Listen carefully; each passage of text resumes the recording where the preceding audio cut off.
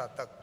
अरे किसी की मृत्यु हो गई तो रुद्राक्ष को उसने पहना है तो रुद्राक्ष के साथ उसको अंतिम यात्रा करा दो। जो परंपरा है, दफना दीजिए, समाधि दे दीजिए, जला दीजिए, लेकिन रुद्राक्ष की माला कभी अंग पर से निकालनी नहीं चाहिए है? लेकिन ये रुद्राक्ष की माला सोने में बनाई तो धीरे से निकाल लेना चाहिए। अपने स्वयं का साक्षात्कार कर लिया, समझो हमारी भाषा में ब्रह्म को जान लिया, वहां समझ लिया, सब कुछ समझ लिया। नारद जी की तपस्या और चारों दिशाओं में सभी ऋषि मुनि देवता जय जयकार करने लगे।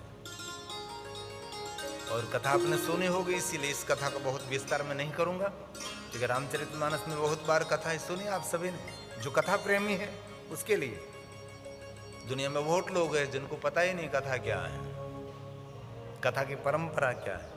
और कभी आपको कोई पूछे न कि कथा परंपरा किसने प्रारंभ किया, तो आप कह सकते हैं ये शिव जी ने प्रारंभ किया, अत्र वक्ता महादेव ने। ये संपूर्ण कथा की परंपरा शिव जी ने प्रारंभ की है। इसलिए ये मानव जात के लिए, लोकानाम हित कामया जगत हित के लिए है। आध्यात्मिक मोटिवेशन है, परमात्मा के प्रति हमारा प्रेम उठे, प्रेम की वृद्धि होनी चाहिए।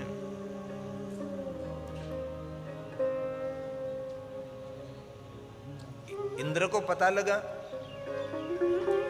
नारद जी की जय जयकार, इतना बड़ा पद पर बैठा है लेकिन किसी के जय जयकार नहीं सुन सकता। बहुत लोग दुनिया में है, दूसरों की प्रशंसा कभी सुन नहीं सकते। आपको भी मिले होंगे ऐसे लोग, दूसरों की प्रशंसा कर तो नहीं सकते लेकिन सुन भी नहीं सकते। नारद जी का जय जयकार इंद्र को खींचने लगा, और इंद्र ने अपने मित्र कामदेव को कहा, जाओ नारद जी के तप में विक्षेप करो। और कोई भी व्यक्ति मार्ग में विक्षेप करने वाला मिलेगा आपको, डिस्टर्ब करने वाला मिलेगा, पक्की बात है। कामदेव को भेजा और कामदेव ने नारद पर बहुत सारे प्रयोग किए, लेकिन कामदेव पराजित हुआ। और कामदेव को याद आया कि मैं कैसे पराजय हो सकता हूं, लेकिन उसकी स्मृति में आ गया, करे स्थान पर बैठकर शिव जी ने तपस्या की थी और महादेव ने स्थल को वचन दिया था कि यहां बैठकर कोई तपस्या करेगा उस पर काम का कोई प्रभाव नहीं पड़ेगा। इसलिए स्थल की महिमा होती है।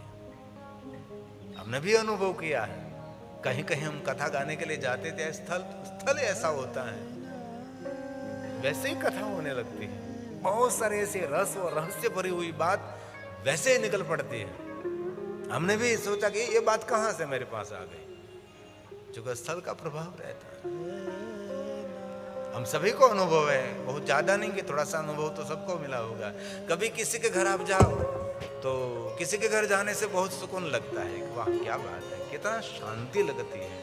क्या कहीं मेहमान बनकर आप जाओ तो आपको एहसास होने लगता है कि घर में बहुत बड़ी शांति। और रात को सो जाओ तो नींद भी सुंदर आएगी। और कहीं घर पे जाते हैं तो सुकून नहीं लगता और नींद भी नहीं आती, और रात में आंख बंद करते हैं तो बड़े बड़े आंख वाले, बड़े बड़े दांत वाले ऐसे चित्र दिखाई देने लगते हैं। कुछ मन विचलित हो जाता है और पूरी रात नींद नहीं आती। और देखना, सुबह में उठते ही मेहमान को पूछते हैं कि नींद आ गई थी रात में, क्योंकि उसको पता है मेरे घर में किसी को नींद नहीं आती, उसको पता रहता है ना, क्योंकि स्थल का बहुत बड़ा प्रभाव रहता है। सब भूमि गोपाल की सही है, लेकिन जिस भूमि पर तपस्या की जाती है इस भूमि की ऊर्जा बढ़ती है।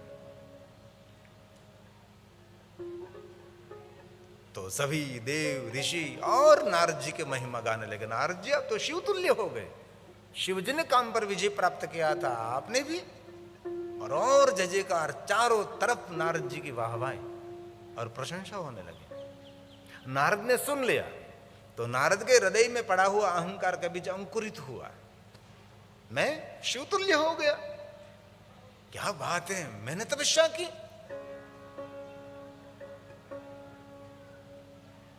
मुझे शिव जी को कहना चाहिए सभी, नारद जी तपस्या को छोड़कर शिवलोक पहुंचे, महादेव के पास, और शिव जी के पास जाकर अपनी स्वयं की प्रशंसा करने लगे, मैं।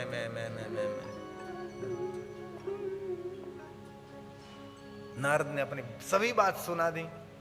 नारद जी शांत हो गए। तब शिव जी ने कहा, नारद आपका स्वागत करता हूं।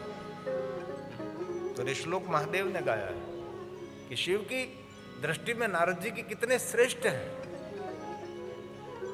ये महादेव ने उनके शब्दों के द्वारा बता दिया। हे तात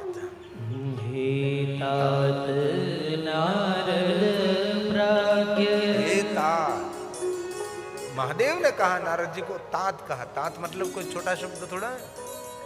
पिता तुल्य, सदगुरु तुल्य, मूर्धन्य व्यक्ति, पूज्य व्यक्ति, प्रातःकाल याद करने जैसा व्यक्तित्व, उसको कहते हैं तात। हे तात नारद प्रज्ञ, आत्मज्ञानी नारद, आप धन्य हैं। धन्य स्वं शृणु मद वचः वाचं मे वन्न कृतार्ति हरेरग्रे विशेषतः हरेरग्रे विशेषतः। बहुत सुंदर बात, समझने जैसी बात है। महादेव ने कहा कि नारद जी, अपने स्वयं की प्रशंसा करना वो सबसे बड़ा दुर्गुण है। लेकिन सभी स्थान पर जाकर अपनी प्रशंसा करते रहो, लेकिन हरि के सामने कभी अपनी स्वयं की प्रशंसा नहीं करनी चाहिए। विशेषतः हरे ग्रह, हरि के आगे कभी नहीं करनी चाहिए। नारद जी, अब से मौन हो जाओ, इनमें आपका हित है। उम्र बढ़ने के बाद मौन होने के बहुत आवश्यक है। पद पदवी, बड़ा पद मिलने के बाद, समाज में बड़ी प्रतिष्ठा, मान सम्मान मिलने के बाद बोलने में बहुत खतरा रहता है। इसलिए मौन हमारा श्रृंगार बनता है। इसलिए शिव जी ने कहा कि नारद जी, आज से मौन हो जाओ, अपनी स्वयं की प्रशंसा करने की कोई जरूरत नहीं है। मेरे सामने आपने जो प्रवचन किया, दूसरों के सामने कभी प्रवचन नहीं करना है वो आपको। आप आज से मौन हो जाओ, अपनी स्वयं की प्रशंसा कर रहे हो। शिव जी ने कहा, पूछ मनोअधीन ब्रूया। ब्रूया मतलब बोलना, ऐसे किसी के सामने नहीं बोलना। मौन रहो नारद।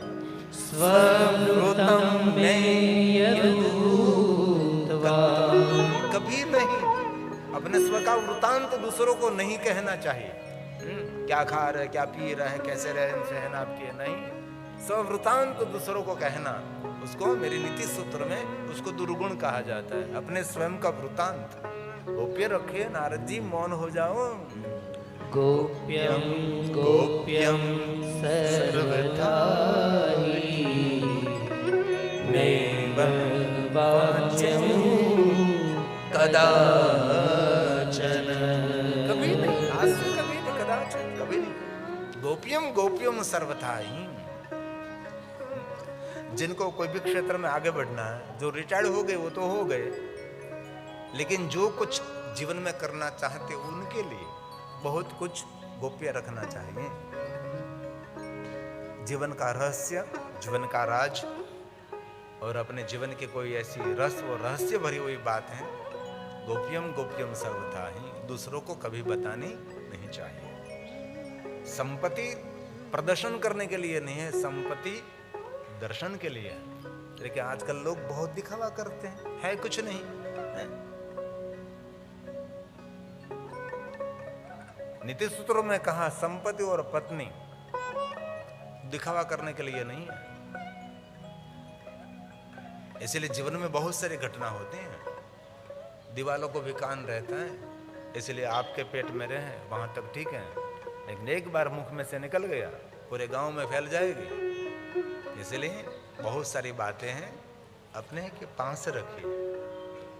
बिजनेस का कोई रहस्य है तो दूसरों को कभी नहीं बताते ना।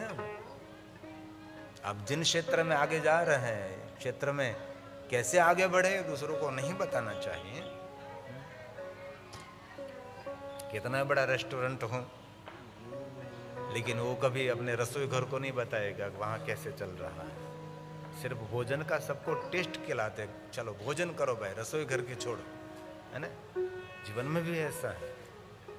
इस शिव जी ने कहा, गोप्यम गोप्यम सर्वथा, नारद मौन हो जाइए। लेकिन विष्णु के पास तो कभी जाकर अपनी प्रशंसा नहीं करना है। और जिनको कहने के लिए मना किया था शिव जी ने, वहां ही पहुंच गए नारद जी।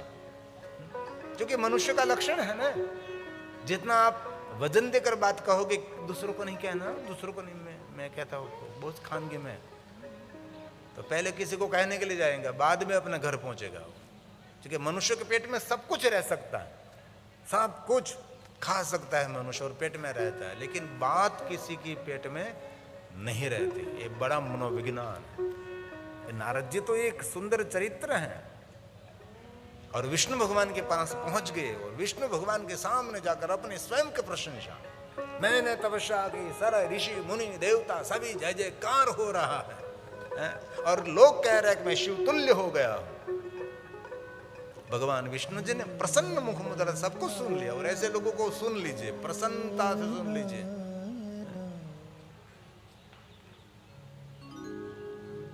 और नारद ने अपना प्रवचन बंद किया। इसी समय विष्णु भगवान ने कहा कि नारद जी, मैं आज धन्य हूं, आप जिसे तपस्वी का मैं दर्शन कर रहा हूं। अभिमानी व्यक्ति की जितनी प्रशंसा करो उसके अभिमान बढ़ेगा, नम्र व्यक्ति की जितनी प्रशंसा करो उसकी नम्रता बढ़ेगी। ये बड़ा मनोविज्ञान है।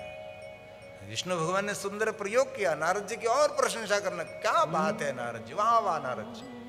शिव जी ने सही बात बताई, लेकिन विष्णु भगवान समझ गए कि नारद जी को रोग हो गया है अहंकार अभिमान का। और विष्णु बोले, श्लोक विष्णु भगवान के मुख से प्रकट हुआ है, कृतम कृते आगम्यते तात। विष्णु भगवान ने भी नारद जी को तात कहा। कितने सम्मानित व्यक्ति है नारद जी। छोटा व्यक्ति कुछ गलती करता है तो उसका परिणाम छोटा मिलेगा, लेकिन बड़ा व्यक्ति कुछ गलती करेगा तो उसका परिणाम बड़ा खतरनाक हो जाएगा। हे तात, आप तो पूज्य हैं, आप जैसे तपस्या कौन कर सकता है, आप जैसा महान दुनिया में कौन हो सकता है, लेकिन आप आज वैकुंठ लोक में मेरे पास आए, किमर्थ किमर्थमिह जागतः। आज मैं धन्य हूं। धन्यस्त्वं मुनि शार्दूल। मुनि शार्दूल, शार्दूल शब्द का सीधा अर्थ है वाक, सिंह, और एक अर्थ है सामर्थ्यवान। धन्यस्तम मुनि शार्दूल, आप तो कितने महान हैं। आप जैसे महापुरुषों के दर्शन करने से तीर्थजन्य फल की प्राप्ति मिलती है। विष्णु भगवान ने कहा, तीर्थोऽहं तु तवागमा। तीर्थोऽहं तु तवागमा। आप जैसे तपस्वियों को दर्शन करने से तीर्थजन्य फल, मैं धन्य हूं आज नारद जी। और विष्णु भगवान ने उदारता से नारद जी की बहुत प्रशंसा की। एक तो अहंकार का बीज अंकुरित हुआ था, इसमें विष्णु भगवान ने पानी पिलाया और बड़ा हुआ अहंकार, अति फैल गया अहंकार। और शिवपुराण ग्रंथ में सभी श्लोकात्मक कहा है। विष्णु भगवान की मधुर बात सुनकर, प्रशंसा सुनकर नारद के अभिमान में वृद्धि हुई। और सुनिए जरा, ध्यान दीजिए। विष्णु वाक्यं मिति श्रुत्वा। विष्णु वाक्यम मिति श्रुत्वा, संस्कृत इतना कठिन नहीं है, लेकिन हम सीखते नहीं है। बहुत सारी संस्था लोगों को सिखाने का प्रयास भी करते हैं। इतनी मीठी और मधुर भाषा है और सकारात्मक ऊर्जा देने वाली वो भाषा है, क्योंकि देवलिपि है। लेकिन हमारा दुर्भाग्य है, कोई भी दुनिया में जाओ, उनकी धर्म ग्रंथों की भाषा उनके बच्चों भी बोल सकते हैं, ये पढ़ सकते हैं, लेकिन हमारा जीरो। लेकिन हमारी राष्ट्रभाषा संस्कृत नहीं रही, उसका कारण है हमारे देश की राष्ट्रभाषा जो संस्कृत रही होगी तो आज मैं आपके समक्ष संस्कृत में कथा गाता होता और आप सब भी संस्कृत में बोलते होगी, जो हमारी राष्ट्रभाषा सीखने को फर्ज पाड़ते हैं। विष्णु वाक्य मृति श्रुत्वा, विष्णु भगवान के मधुर वाक्य सुनकर नारद जी को क्या हुआ? नारदो गर्वितो मुनि। नारद के गर्भ में वृद्धि हुई। स्ववृतं सर्वमाचष्ट।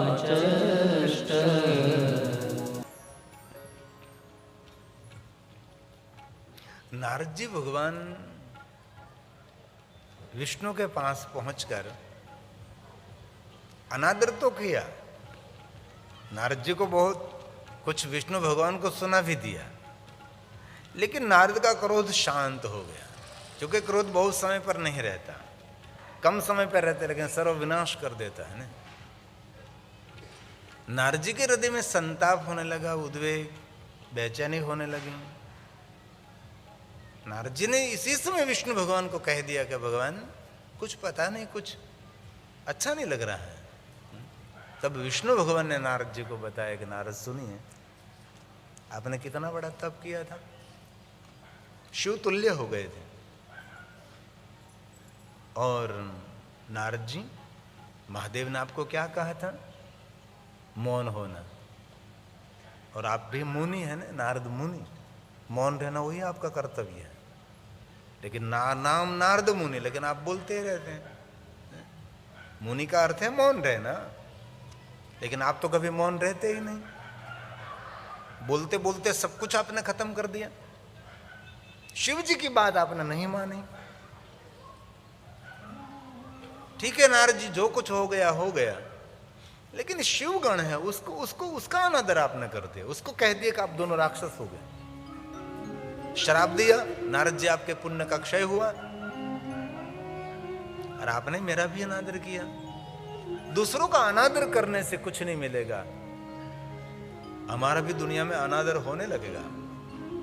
नारद जी, आपके पुण्य था, सभी पुण्यों का क्षय हुआ, इसलिए आपके हृदय में ताप, संताप, उद्वेग हो रहा है।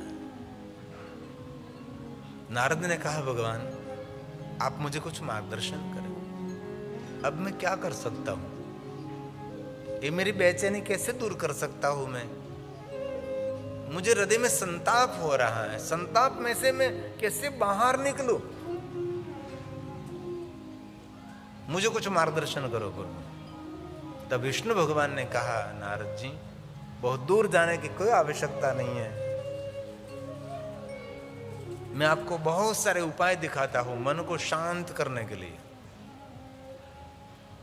जिनका मन विचलित है, जिनका मन उद्वेग से भर गया, जिनके चित्त में अशांति है, विचलित हो गया, डिस्टर्ब हो गया, नकारात्मकता हो गई, तो विष्णु भगवान ने सुंदर नारद जी को मार्गदर्शन किया है। नारद जी थोड़ी मेरी बातों को ध्यान से सुनिए, अनुसरण करिए, सब कुछ सही हो जाएगा।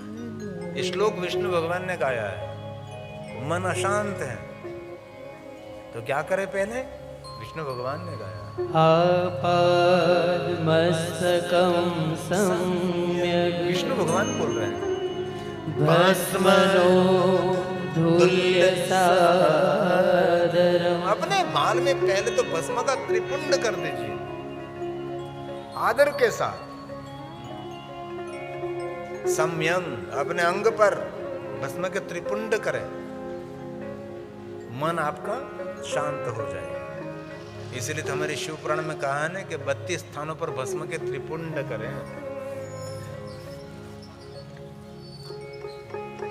32 स्थान पर, अलग अलग अंग पर।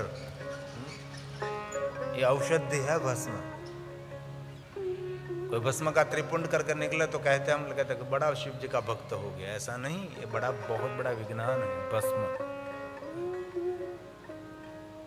और महादेव के भक्तों का परिचय भी है। बाल में भस्म का त्रिपुंड, भस्म की बिंदी। आयुर्वेदिक के अंदर भी बहुत सारी धातुओं की भस्म, बहुत सारे पर्णों की भस्म, फलों की भस्म, वृक्ष के मूल की भस्म, बहुत सारी भस्म परंपरा है। और शिव पूजा में आपके पास सब कुछ है, लेकिन भस्म नहीं है तो शिव पूजा सामग्री पूर्ण नहीं होती। ये पूजा अधूरी रहती है ना। भस्म से शिव पूजा पूर्ण होती है। और आपके पास कुछ भी पूजा की सामग्री नहीं है, सिर्फ भस्म चढ़ा दीजिए शिव जी को, हो गई शिव की पूजा। कितने सरल देवता है जिनको वैराग्य पूजा कही जाती है। राजोपचार तो पूजा है, राजा से ठाठ मठ से सोना चांदी हीरे मोती श्वेतांबर पीतांबर लीलांबर बहुत कुछ महादेव को अर्पण करे, राजा की तरह ठाठ माठ खड़ा कर दे महादेव जी को। षोलोपचार पूजा, पंचोपचार पूजा, एकोपचार पूजा और एक पूजा वैराग्य पूजा। भस्म का अर्थ है विभूति। विभूति का अर्थ है भस्म, उसका अर्थ है राख। कुछ जला दिया, शेष बच गया, उसको कहते हैं राख, खाक। और सही नाम है विभूति। जो यज्ञ कुंड में देवाग्नि जनित भस्म, वेदाग्नि जनित भस्म, शिवाग्नि जनित भस्म, महाभस्म, स्वलभ भस्म, स्मार्त भस्म, बहुत सारी भस्म भस्म, अग्नि भस्म। शिव की दुनिया में भस्मों की प्रधानता है। भस्म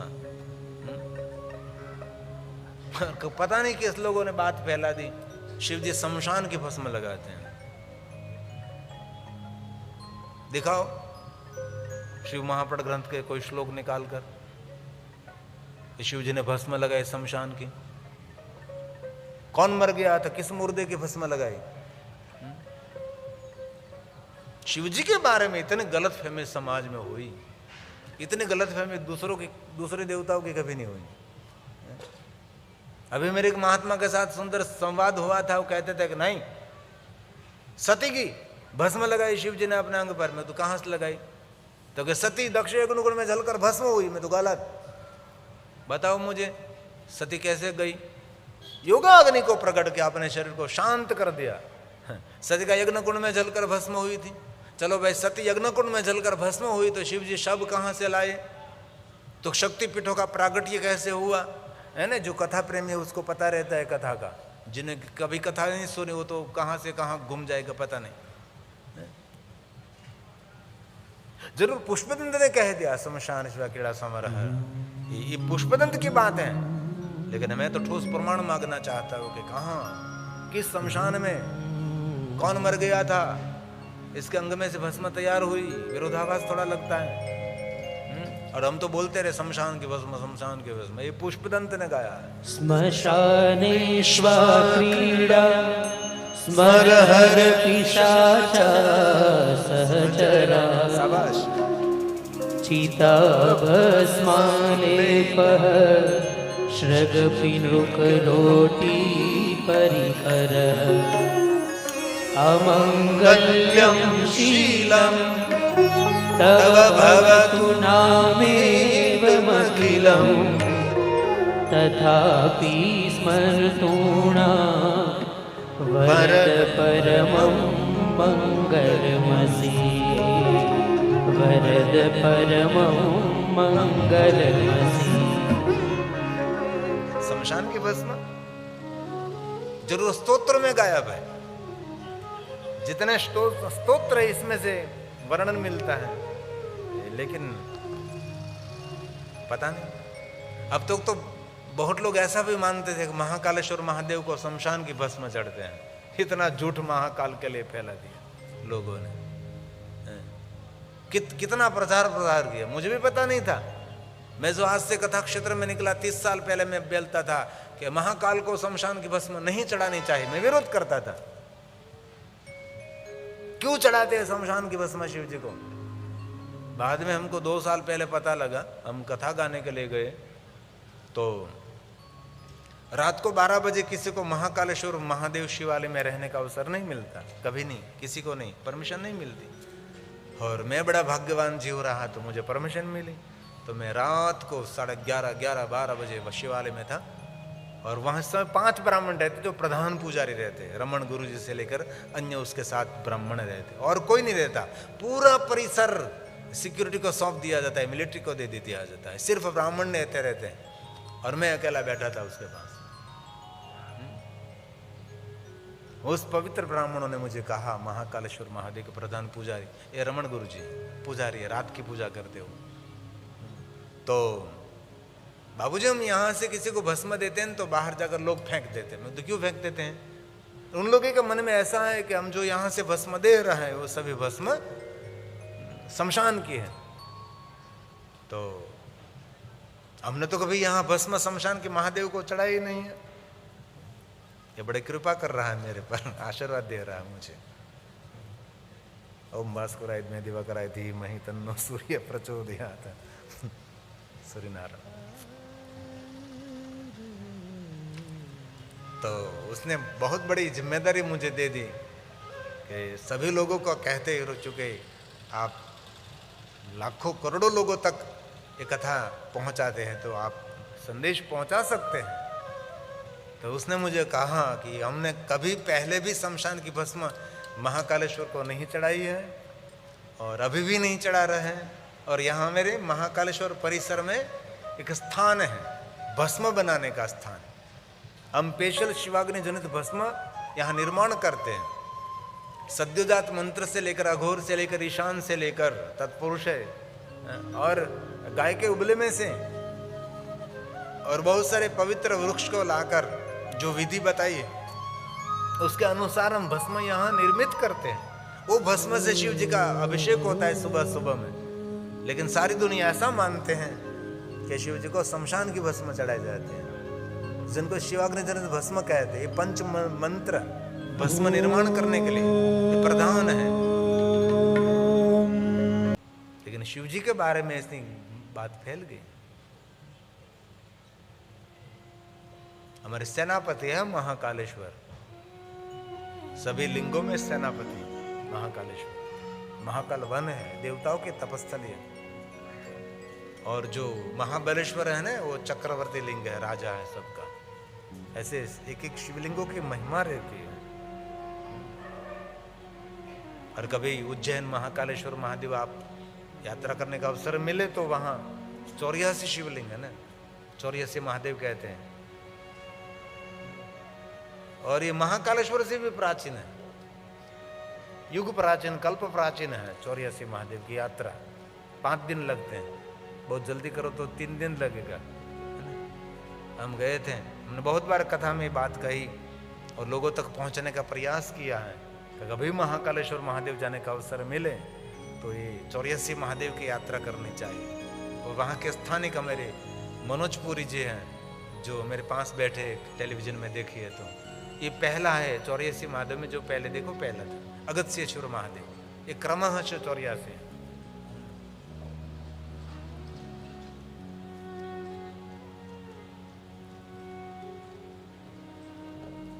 हमने 2 दिन में रिकॉर्डिंग के साथ यात्रा कर लेती थी, पूरी कैमरे का टीम साथ गए थे। एक एक महादेव का पूजन, सुबह में जल्दी निकल जाते थे, पूरी दूरी रात देर तक हम घूमते फिरते रहते थे। ये 84 महादेव बहुत कम लोग जाते हैं, नहीं वत कोई जाता ही नहीं समझो। वहाँ के स्थानिक लोग जाते हैं लेकिन पता ही नहीं किसी को।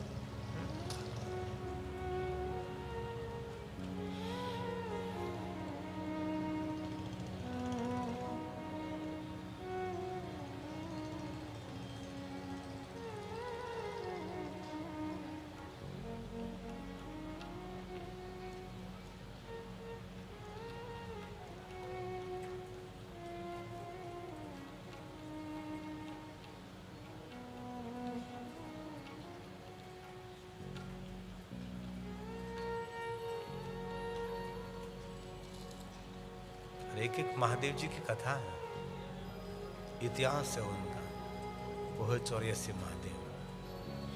हम जब महाकाल कथा गाने के लिए गए थे तब हमने महाकालेश्वर महादेव के स्थान पर एक सुंदर भजन भी बनाया था।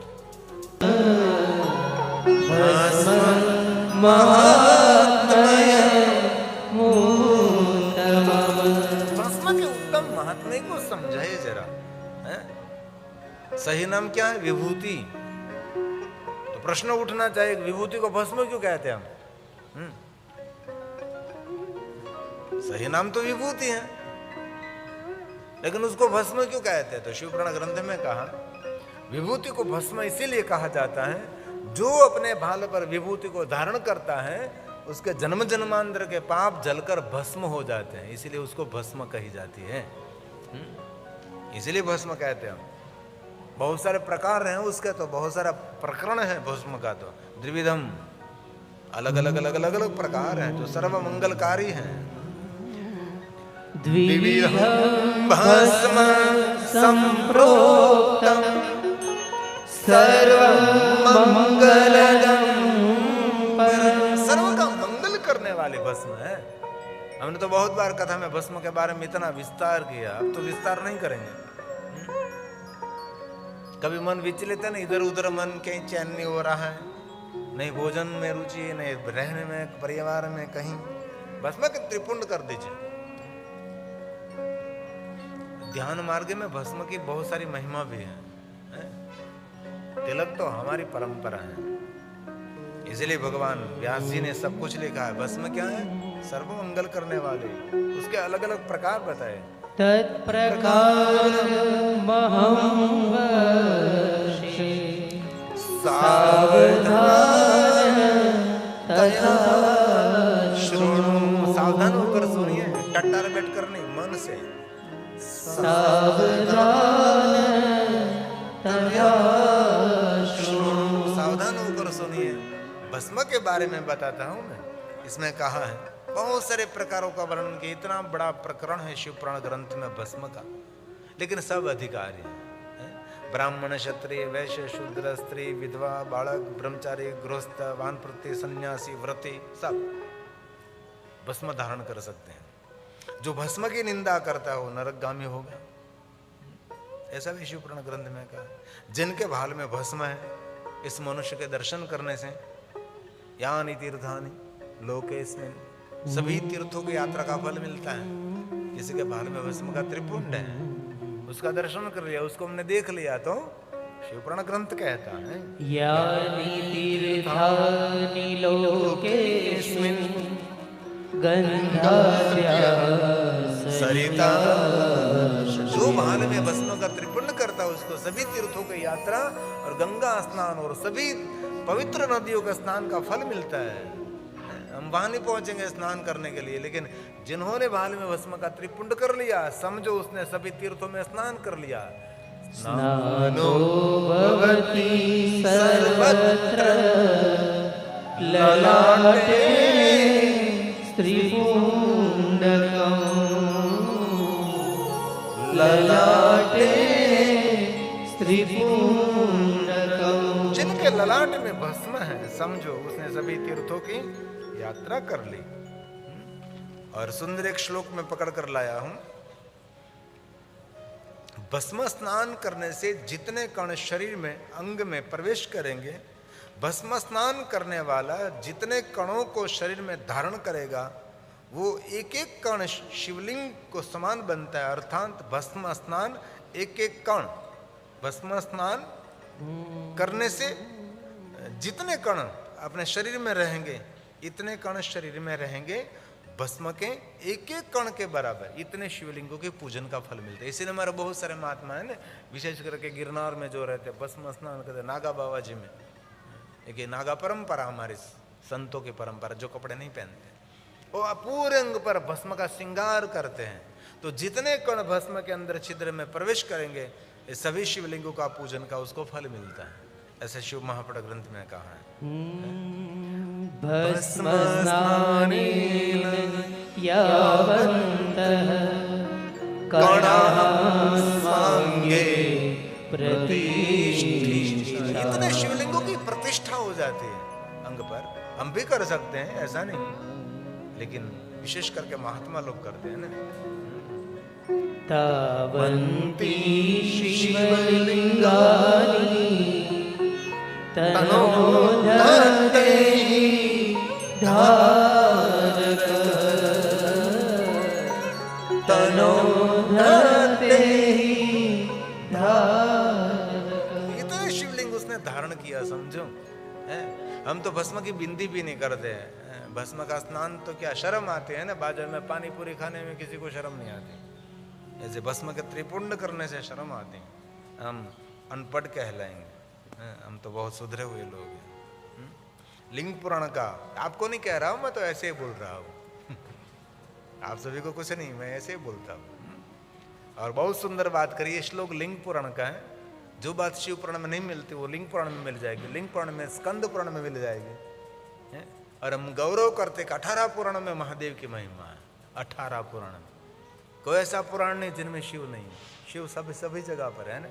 ये लिंग पुराण में हमने श्लोक उठाया, जो मनुष्य क्रोध तथा इंद्रियों को जीतकर भस्म स्नान करके पवित्र हो जाता है, पवित्र अंतकरण वाला हो जाता है,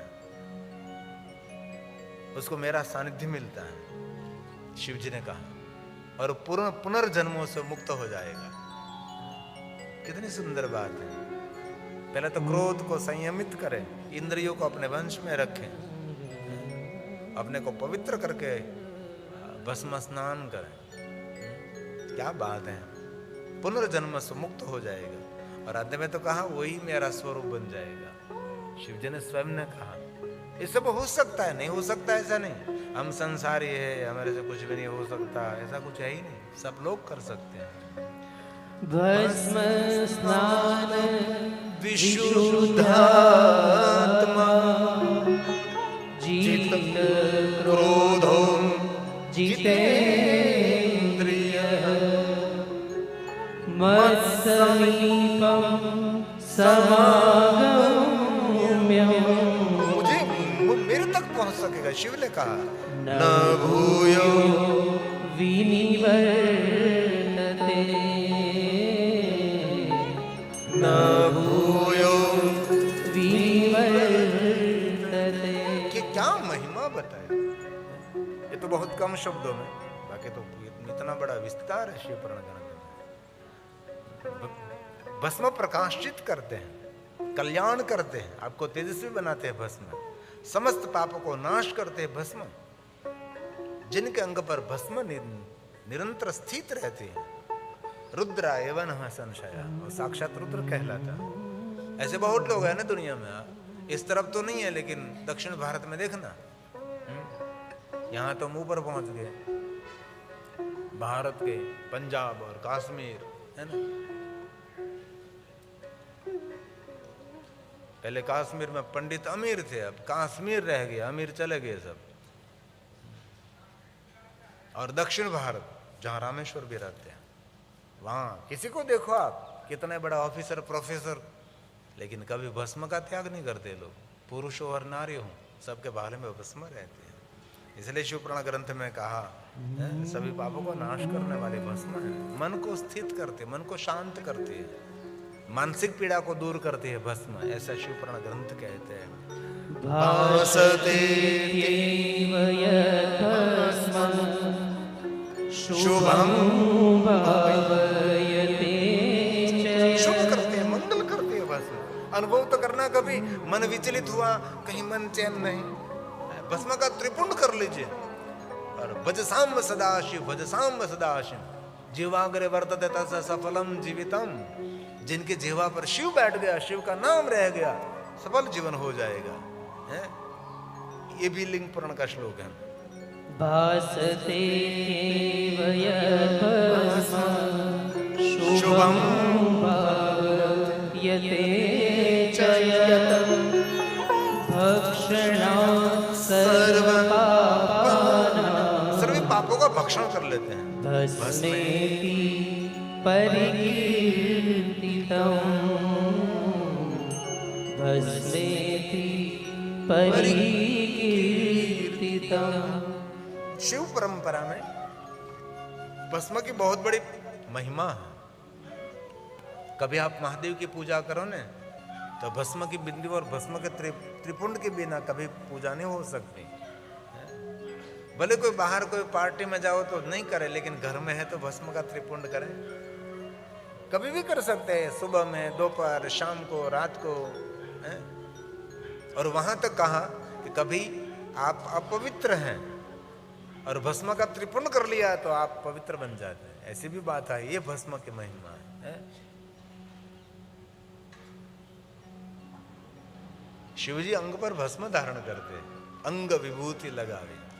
बाबा ने अपने शरीर पर भस्म का श्रृंगार किया तक। अरे किसी की मृत्यु हो गई तो रुद्राक्ष को उसने पहना है, तो रुद्राक्ष के साथ उसको अंतिम यात्रा करा दो। जो परंपरा है, दफना दीजिए, समाधि दे दीजिए, जला दीजिए, लेकिन रुद्राक्ष की माला कभी अंग पर से निकालनी नहीं चाहिए है? लेकिन ये रुद्राक्ष की माला सोने में बनाई तो धीरे से निकाल लेना चाहिए, जो कि इसमें तो मुझे कहना नहीं पड़ता। और शिव पुराण ग्रंथ में कहा जो ध्यान नहीं कर सकता, जो बड़े बड़े यज्ञों नहीं कर सकता, वो मनुष्य रुद्राक्ष धारण करेगा तो मनुष्य याति परमाम गति, ये मनुष्य परम गति को प्राप्त होगा। ये व्यास भगवान की रचना है। बात है रुद्राक्ष के बारे में क्या कहा। मैंने पहले दिन कहा कल कथा मनोरंजन नहीं है, सिर्फ नाचते रहो। कथा एक गंभीर विषय है। कभी पढ़ते थे तो क्लास में टीचर नचाते थे सबको, हैं?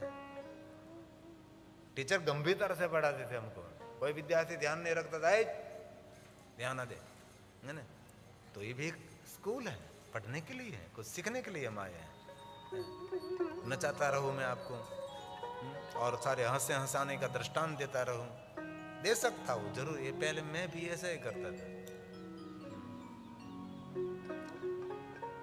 और एक बात ध्यान से सुनिए, कोई भी देवी देवता का मंत्र रुद्राक्ष की माला से कर सकते हैं, A to Z, कोई भी मंत्र हो, कोई भी देवी देवता का मंत्र हो, आप रुद्राक्ष की माला से कर सकते हैं। कई लोग कहते हैं ना कि तो शिव जी का मंत्र है तो ही रुद्राक्ष की माला से जाप करें, ऐसा नहीं है।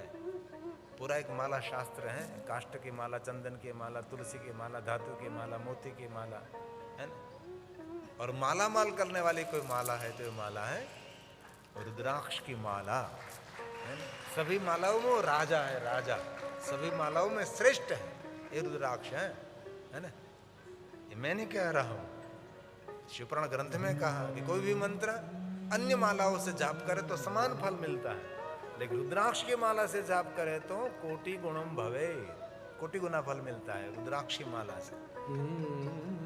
रुद्राक्षेण जपेत् मंत्रं पुण्यम कोटि गुणम भवेत्। और एक बात, कोई भी मंत्र रुद्राक्ष की माला से करो तो कहा कि कोटि गुणम भवे, लेकिन एक माला पहने दूसरी माला से जाप करे तो, कि जो माला पहनते उसे जाप नहीं कर सकते, जाप कर तो पहन नहीं सकते, दोनों अलग रहनी चाहिए।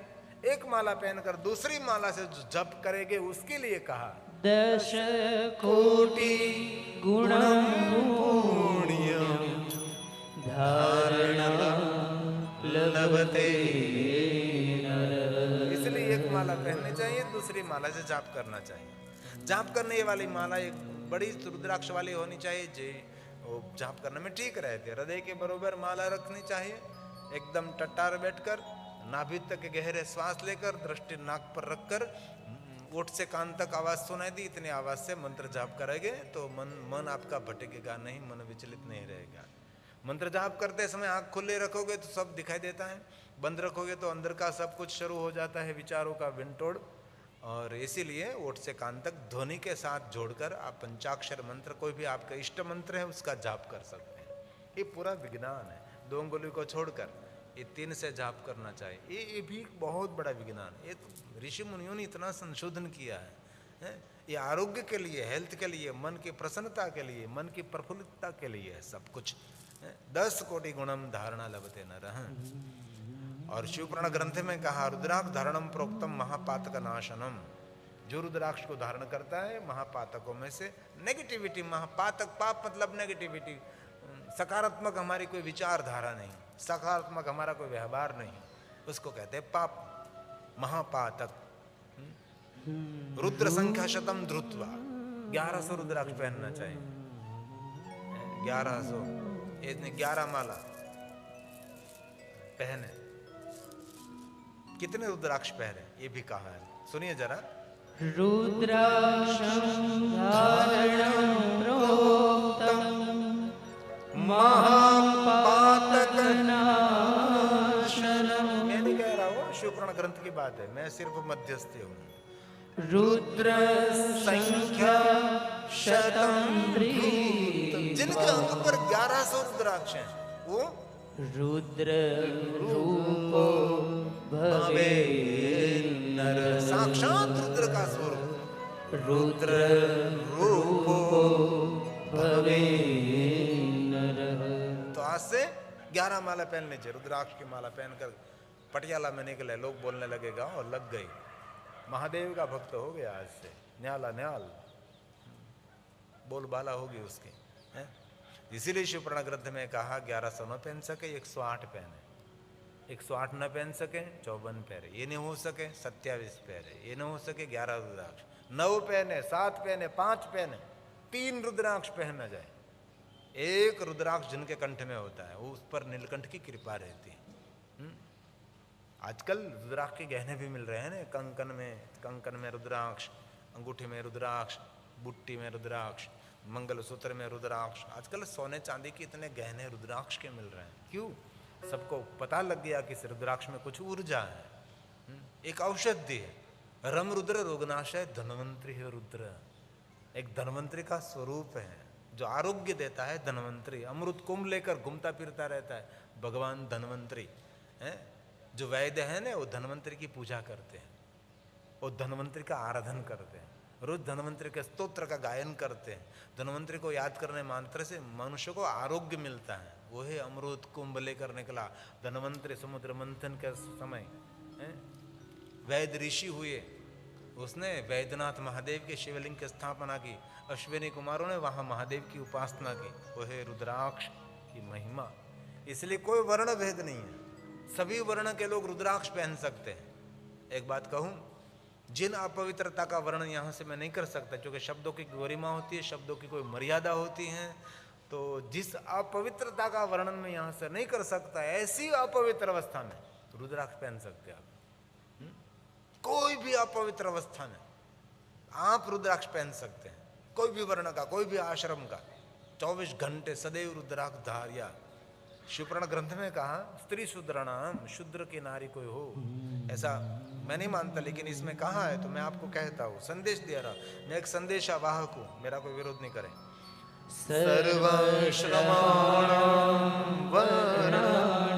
वर्ण के लोग, सभी आश्रम के लोग और स्त्री शूद्राणाम शिव जी ने आज्ञा की 24 घंटे रुद्राक्ष पहन सकते हैं। धार्या सदैव रुद्राक्षं यकेन प्रणवे यकेन प्रणवे। इसलिए सर्व आश्रम के सर्व वर्ण के लोग कोई भी रुद्राक्ष पहन सकता है। लेकिन अब कौन नहीं पहन सकता, वो भी कहना चाहिए ना मुझे। कौन नहीं पहन सकता? कह तो दिया भगवान व्यास ने कि सब पहन सकते हैं 24 घंटे। नाभि से ऊपर पहने, नाभि से नीचे नहीं, है ना। क्योंकि नाभि से ऊपर रुद्राक्ष आप पहन सकते हैं, अलग अलग अंग पर अलग रुद्राक्ष। एक मुखी से लेकर 14 मुखी का वर्णन देवी पुराण में 21 मुखों तक है। एक मुख शिव का स्वरूप है, 2 मुखी महादेव का स्वरूप, 3 मुखी ब्रह्मा जी का स्वरूप, विद्या देने वाला, विद्यार्थियों के लिए 3 मुखी कहा है। चतुर्मुखी ब्रह्मा है, धर्मार्थ काम और मोक्ष। पंचमुखी पंचदेव, 6 मुखी कार्तिकेय, 7 मुखी कामदेव, 8 मुखी अष्ट भैरव, 9 मुखी नवदुर्गा, 10 मुखी विष्णु, 11 मुखी 11 रुद्र, 12 मुखी 12 सूर्य, 13 मुखी विश्वदेव का स्वरूप, 14 मुखी परम सदाशिव जी का स्वरूप। ऐसे बहुत सारे रुद्राक्ष की अलग अलग मान्यता है। अब कौन नहीं पहन सकता? ध्यान दीजिए, सब लोग रुद्राक्ष पहन सकते हैं, लेकिन कौन नहीं पहन सकता? मध्यमासं लशूनं पलाण्डुं शीघ्रमेव च श्लेष्मान्तकं वीर्यवराहं भक्षणे वर्जेत। ये जो पूरा श्लोक समझे तो कोई नहीं पहन सकता, उसको रुद्राक्ष नहीं पहन सकते। मदिरापान करता है, मांसाहार करता है, बहुत सारी सेज वस्तु, तब यह रुद्राक्ष का पहले औषधि बनेगा, है ना। कह तो दिया सबको अधिकार है, लेकिन किसको नहीं पहन सकता वो भी बात है। बहुत लंबा चरित्र है शिवपुराण ग्रंथ में, लेकिन रुद्राक्ष पहन सकते हैं आप। और जो कोई सुने गए उसके लिए बहुत सुंदर बात की, सर्वान कामान वापनुयात्। ये जो सुनता है, महादेव जी कहते हैं उसकी कामना पूर्ण हो जाएगी। रुद्राक्ष पहने नहीं पहने बात छोड़ो, लेकिन चरित्र जो सुनता है, उसके महात्म्य को जो समझता है और सुनता सुनाता है, उसके लिए कहा एतद्य शृणुयानि नित्य सुनना चाहिए, रोज सुनना चाहिए। लेकिन रोज नहीं सुन सकते, लेकिन कभी कभार सुन सकते हैं। महात्म्यं परम ये शुभ करने वाला, ये मंगल करने वाला महात्मा है। रुद्राक्ष भस्मनोर्भत्या सर्वान् कामान् वाप्नुयात्। जो सुनेगा उसके लिए क्या कहा?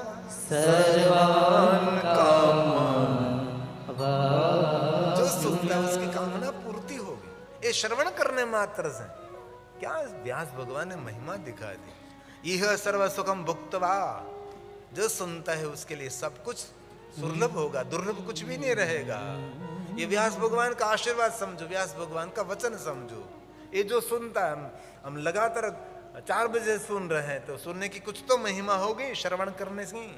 इसलिए व्यास भगवान ने कहा यह सर्व सुखम भूत्वा पुत्र पुत्रादि संयुक्त और लभेत् परत्र सन्मोक्षं शिवस्याति प्रियो भवेत्, शिवस्याति प्रियो भवेत्। बहुत सुंदर। मैं तो कम शब्दों में मैंने आपको समझाने का प्रयास किया है। विष्णु भगवान ने नारद जी को कहा भाल में भस्म का त्रिपुंड करें, रुद्राक्ष धारण करे। क्यों? नारद अशांत हो गए थे। अशांत क्यों हो गए थे? अभिमान किया, क्रोध करके शिव गुणों को श्राप दिया, विष्णु जी को श्राप दिया। श्राप देने से उसे पुण्य का क्षय हुआ। इसलिए नारद जी विचलित हो गए, मन उसका इधर उधर हो गया, अंदर से संताप ताप होने लगा।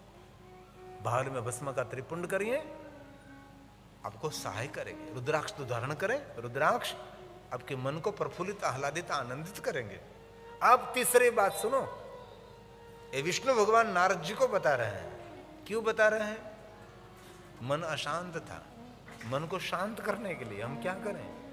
तो आप विष्णु भगवान कहते हैं तीसरी बात। क्या तीसरी बात? सर्वश्रुति।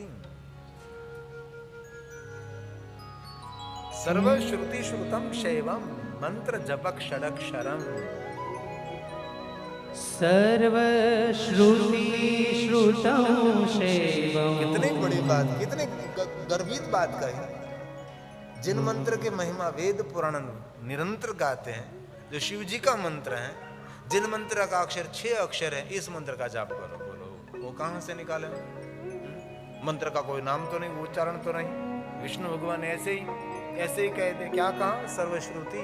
सर्वश्रुति श्रुतं शैवम्। जिन मंत्र की महिमा वेद पुराण देव निरंतर ऋषि मुनि गाते हैं, जो शिव जी का मंत्र है, नारद इस मंत्र का आश्रय करो। मंत्र जप षडक्षरम मंत्र जप है। मंत्र जप षडक्षरम। नारद जी ने कहा कि भगवान आपकी बात कुछ समझ में नहीं आती। आपने भस्म के बारे में मुझे बताया, रुद्राक्ष के बारे में बताया, लेकिन अब मुझे कह रहे हैं कि जिस मंत्र की महिमा वेद पुराण श्रुति निरंतर गाती है, जो मंत्र शिव का है, जिस मंत्र का अक्षर 6 अक्षर है, जो आदि है, अनादि मंत्र है, सभी मंत्रों का पिता है, सभी मंत्रों का जन्म स्थान है, सभी मंत्रों का उद्गम स्थान है। इस मंत्र आपसे मुख से निकलना चाहिए। आप मुझे सुनाओ, आप बोले और मैं सुन लूं और इस मंत्र का मैं आश्रय करूं। विष्णु भगवान ने कहा नारद दूर जाने की क्या बात, इतना सरल मंत्र, श्रेष्ठ मंत्र है। सुनिए नारद, विष्णु भगवान ने बताया कि नारद शिव मंत्र का जाप करते हैं। कृष्ण, राम, ब्रह्मा, विष्णु, इंद्र, कुबेर, वरुण, सप्तऋषि मिले न मिले, लेकिन यमराजा मिलने वाला है। यमराजा को पूछ लीजिए कि यमराजा किस मंत्र का जाप करते हो? यमराजा कहेंगे मैं पंचाक्षर मंत्र का जाप करता हूं। कोई भी किसी को भी, अरे महर्षि भगवान व्यास ने पंचाक्षर मंत्र का अनुष्ठान किया। इसलिए आप निरंतर पंचाक्षर मंत्र का जाप करें। नमः शिवाय उसको कहते पंचाक्षर, ओम नमः शिवाय उसको कहते षडक्षर मंत्र। और हमारी सनातन की परंपरा है, कोई भी मंत्र ओम के बिना अधूरा रहता है। अ, उ और म, है ना? इस मंत्र का जाप करें। सर्व सिद्धि देने वाला पंचाक्षरम सर्व सिद्धि लभे नर। पंचाक्षर मंत्र सिद्धि मतलब क्या मानते हैं? सिद्धि फूक मार कर किसी को कबूतर चिड़िया बना देना, उसको सिद्धि मानते हैं। हाथ में कुछ था तो उसमें कुछ बना दिया, उसको सिद्धि मानते हैं हम लोग। तो उसको जादूगर कहा जाता है। सिद्धि का अर्थ है आगवी बुद्धि। आगे मुझे क्या करना चाहिए, उससे आगे क्या करना चाहिए, है? और हम लोगों ने सिद्धि शब्दों को इतना छोटा अर्थ बना दे। सिद्धि मतलब हाथ में मिट्टी दी और स्वर्ण बन गया। वो तो जादूगर बहुत कुछ बना लेता है। ये बात नहीं है। सिद्धि का अर्थ है तीव्र बुद्धि, शुद्ध बुद्धि और बहुत आगवी बुद्धि, कुचाग्र बुद्धि, उसको कहते सिद्धि। बहुत लंबी सोच और सकारात्मक सोच, संकुचितता नहीं। एक पंचाक्षर मंत्र के जाप से सभी देवी देवताओं के मंत्र जाप का फल मिलता है। वैसे ही एक शिवलिंग की पूजा से सभी देवी देवताओं की पूजा का फल मिलता है। क्यों भाई? एक शिवलिंग में पूरा ब्रह्मांड है। शिवलिंग क्या है? आकाशमलिंग मिथ्याहु पृथ्वी तस्य पीठिका। शिवलिंग आकाश का प्रतीक है। आकाश में 14 ब्रह्मांड, अनंत कोटि ब्रह्मांड आकाश में है। इसलिए एक शिवलिंग की पूजा करो तो सबकी पूजा हो गई। इसलिए हमारे आदि प्राचीन पूजा शिवलिंग है और आदि मंत्र पंचाक्षर मंत्र है। इसलिए बहुत दूर जाने की कोई जो बहुत सरल है। तो अभी 6:45 बज गए हैं। मैं कथा को विराम की ओर ले जाऊं। एक सुंदर कीर्तन आपको मैं सुना दूं जो हमारा सबका एक सुंदर रचना की है। एक मिनट। शिव शंभो, शिव शंभो। मस्त मस्त है। हमने शब्द रचना करके सुंदर बनाया। इस समय में आरती की तैयारी की जाए। मेहमान आइए, सब आरती उतारेंगे। जजमान सरी आरती उतारेंगे और सबके लिए भोजन प्रसाद है ना। आज तो है, रोज के लिए है ना भंडारा। सबके लिए भोजन प्रसाद है। कल मैं निकला था, इतनी सुंदर सुगंध आ रही थी। मुझे भी थोड़ी देर के लगा चलो मैं भी जाऊं।